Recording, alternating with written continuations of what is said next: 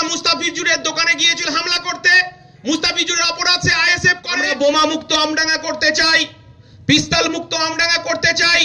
যে কথাটা বলতে বলতে চলে আসলাম, বিজেপি যারা করছেন পতাকাটা আপনি আলমারিতে তুলে রাখুন। আপনার শ্রমিক ভট্টাচার্য বলেছে 26-এর বিধানসভায় এই আমডাঙ্গায় খাম চিহ্নকে আপনি নওশাদের পাশে পাঠান এমএলএকে। এখানকার আমডাঙ্গার পঞ্চায়েত নির্বাচন আমার আইএসএফ এর নেতারা বুঝে নেবে। এক টেবিলে তৃণমূল, বিজেপি, সিপিএম, কংগ্রেস সবাই বসে আমরা গণতন্ত্রের উৎসব করব। আর এখানকার সাধনপুরের মানুষ তার পছন্দের প্রার্থীকে বেছে নিয়ে পঞ্চায়েতে পাঠাবে, গরিব মানুষের পঞ্চায়েত তৈরি হবে। এই কথাটা আমরা নওশাদ সিদ্দিকী বলতে চাইছি। অর্জুন সিং তৃণমূল ছিল, বিজেপি হলো, লাভটা কার হলো? এ বিচার আপনারা করবেন না? এ বিচারটা তো আপনাদেরকেই করতে হবে। অর্জুন সিং কি করলেন? সারা জেলা থেকে, সারা রাজ্য থেকে বোমা, পিস্তল, গুলি ঢোকালেন তারাবেড়িয়ায়। তখন তিনি বড় তৃণমূল, তাই তো নাকি? ওখানে কয়েকজন তৃণমূলের লাশ পড়লো, ওখানে কয়েকজন আমরা যারা বামপন্থী বন্ধু সাধারণ মানুষ তাদের লাশ পড়লো। এখন সেই বাড়িগুলো যান, বাড়িতে বাতি জ্বলে না। সে তৃণমূল মায়ের কান্না আর বামপন্থী মায়ের কান্না। লাভটা কার হলো? অর্জুন সিং তৃণমূল করত, এখন অর্জুন সিং বিজেপি করে। ক্ষতিটা কার হলো? ক্ষতিটা আমার ওখানকার যারা তৃণমূল পার্টিটা করে, যারা সিপিএম করত, তাদের যারা সিপিএম পার্টিটা মন দিয়ে করেন তাদের সন্তানগুলো ক্ষতিগ্রস্ত হলো। আর তৃণমূলের যারা নেতার কথায় ওঠেন বসেন, যা তুই মার্ডার করে আয়, যা তুই ওর ঘরটা ভাঙচুর করে আয়, যা তুই মদের ঠেকটা চালা, তুই জুয়ার ঠেকটা চালা, আমি বুঝে নেব। আমি নাম করছি না, নামটা পরে বলবো। পুলিশ প্রশাসন আশেপাশ থেকে শুনছেন, আমরা জানি কারা এই ঘটনা ঘটিয়েছে, কিন্তু আলটিমেট তিনি প্রজন্মটাকে নষ্ট করে দিচ্ছেন।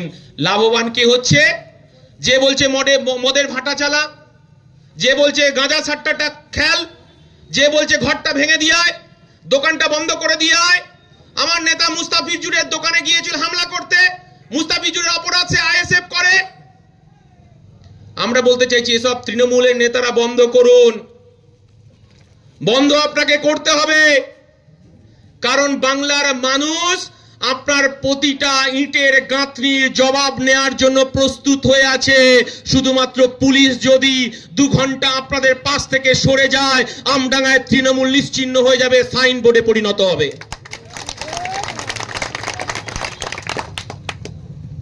আমডাঙ্গায় তৃণমূল সাইনবোর্ডে পরিণত হবে।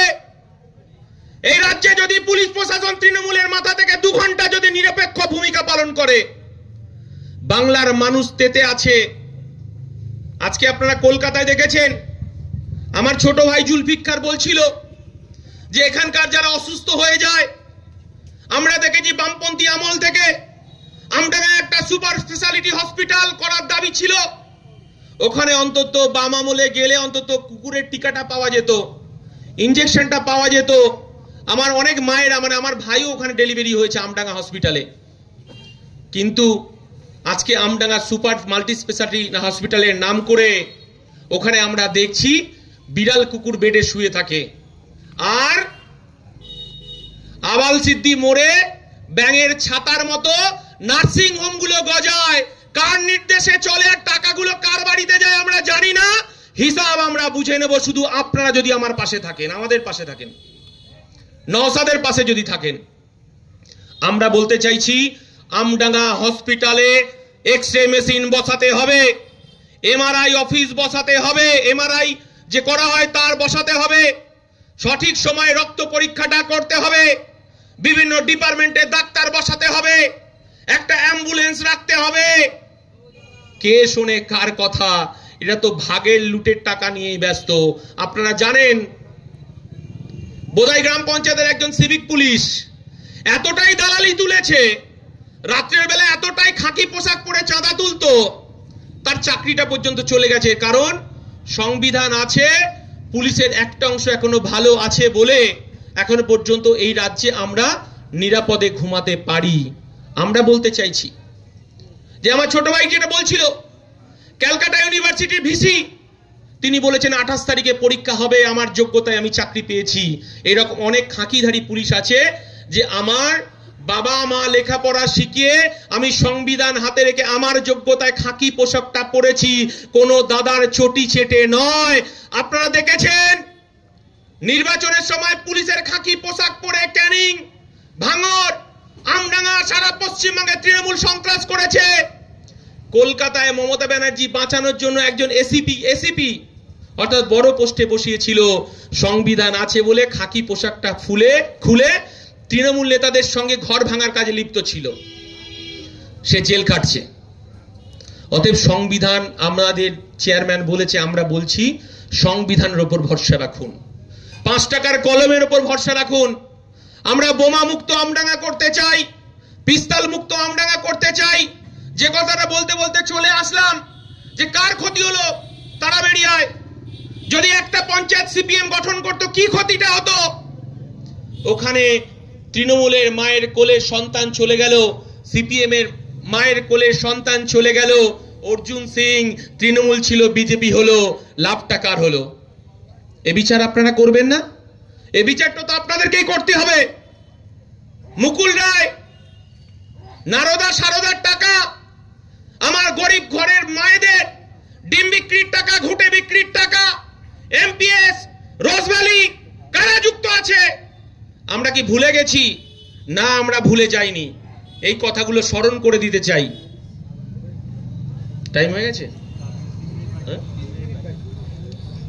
তো শুধু এই কথাটা বলতে চাই, মানুষ, আমডাঙ্গার মানুষ আবার পরিত্রাণ চাইছে। আমি হিন্দু ভাইরা যদি কেউ মিটিং শুনে থাকেন, আমি আপনাদেরকে বলছি যে হিন্দু ভাইরা আমডাঙ্গায় কখনো বিজেপি জিতবে না। হিন্দু ভোটটাকে ভাগ করে তৃণমূল আবার জিতবে। বিজেপি যদি থাকে কান খুলে শুনে রাখুন, তৃণমূল, আপনি হিন্দু ভোটটাকে ভাগ করবেন, কারণ আপনার দলটা চালায় নাগপুর থেকে আরএসএস। বিজেপি এবং তৃণমূলের গাঁটছড়া আছে।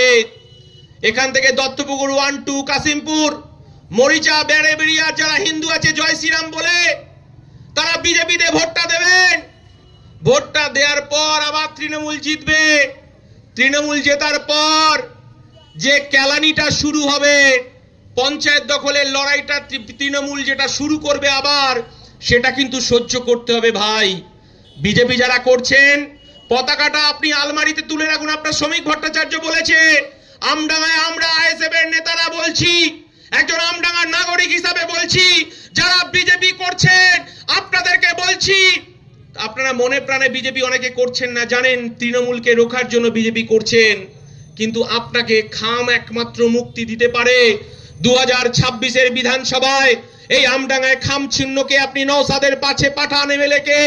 এখানকার আমডাঙ্গার পঞ্চায়েত নির্বাচন আমার আইএসএফ এর নেতারা বুঝে নেবে। এক টেবিলে তৃণমূল, বিজেপি, সিপিএম, কংগ্রেস সবাই বসে আমরা গণতন্ত্রের উৎসব করব। আর এখানকার সাধনপুরের মানুষ তার পছন্দের প্রার্থীকে বেছে নিয়ে পঞ্চায়েতে পাঠাবে, গরিব মানুষের পঞ্চায়েত তৈরি হবে। এই কথাটা আমরা নওশাদ সিদ্দিকী বলতে চাইছি। আমরা বলতে চাইছি, কলকাতায় ঠান্ডা ঘরে যদি বিজেপি দিলীপ ঘোষ, আমাদের অর্জুন সিং, মোহাম্মদ সেলিম সিপিএম এর, সুজন চক্রবর্তী, তারা যদি একসঙ্গে বসে ঠান্ডা ঘরে চা খেতে পারে, তাহলে সাধনপুরে কেন আমরা বিজেপি, তৃণমূল, সিপিএম, আইএসএফ একসাথে চা খেতে পারবো না? আমরা সেই দিনটা দেখতে চাইছি।